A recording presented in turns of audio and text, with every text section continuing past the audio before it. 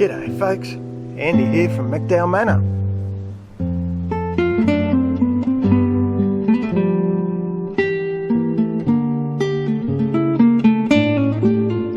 Well, Farmer Andy's got the flu. Yeah, I got the flu bad.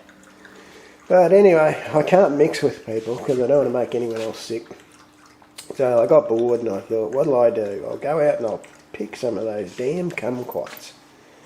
What I decided I'll do is I'll make a kumquat and ginger marmalade. Now the trick, and I found this out from a young lady named Susan on Brisbane Local Food, is you've got to cut the buggers thin. What I was doing was cutting them in quarters, and of course it took me 3 weeks to go through the kumquats looking for the seeds, and then half the time I bloody missed them anyway. So Susan's nice thin slices, you can see, works a treat.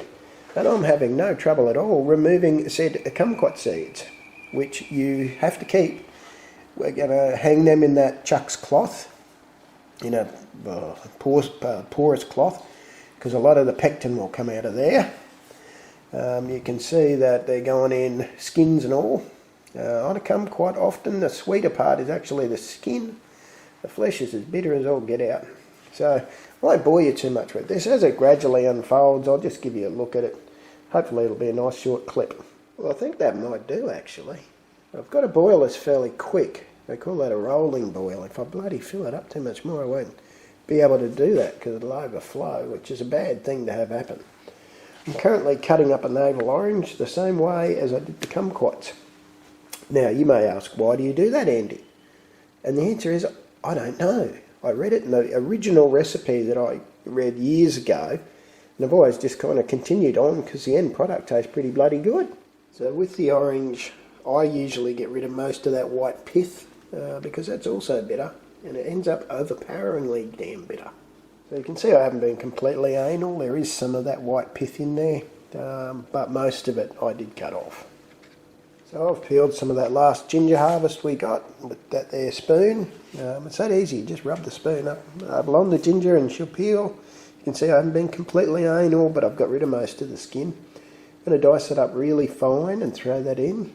Now that's a lot of ginger because I happen to love ginger. If you don't love ginger, don't use as much. I've ended up with about 3 tablespoons of ginger. It's about to go in. There'd be, between the kumquat and orange mix, there's more than a kilo, probably 1.5 kilos, just to give you an idea. I'm about to add 1 kilo of sugar. This happens to be jam setting sugar, which really just means they've added some extra pectin. There's our kumquat seeds tied up in their little bag. When the jam when it liquefies, I'll throw that in. What I mean by that is you can see at the moment there's really doesn't look like there's any liquid there. Once she starts to cook, that will turn quite liquid. So I've let it boil at that speed for about half an hour. If you're going to make a chunky marmalade, I always say make sure the skin and chunks are soft, otherwise no one's going to like it. Now I'm about to turn it up really quite high. My tip on this one, folks, is do not let it overboil. It's the kind of mistake you will only make once because it takes hours to clean your stove. Alright, so I've just turned that off. I'm going to let it cool a smidgens. Doesn't crack the bottles. And then we'll bottle it up, and I'll probably can them properly. I probably won't even bother showing you that. The reason I'm doing that on this particular occasion is because I've made quite a lot of it. So that's the final product. This little guy on the end here is a normal jam jar. So you can see these 2 big hoolas actually hold quite a lot of jam. So yeah, pretty happy with that. They've been properly canned now, sterilised, sealed. The world should be a good place. Alright folks, you have a good one.